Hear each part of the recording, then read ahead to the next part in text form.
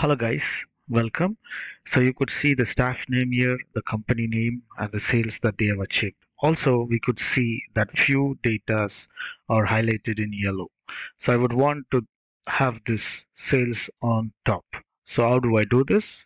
Just go and click on any of this colored cell. So let me click here and then right click, sort. So you could see the option, put selected cell color on top. So I would want the cell on top, so you could see everything on top, right? Okay, let me show you another way also. Please press Ctrl Z.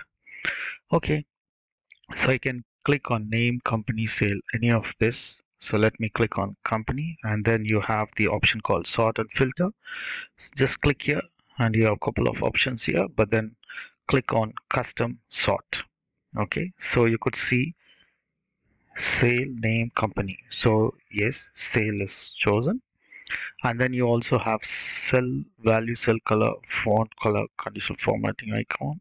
So but then I would choose cell color here, and then it says no cell color.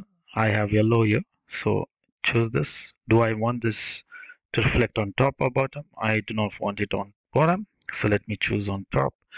Here we go. Thank you for watching. Have a nice time.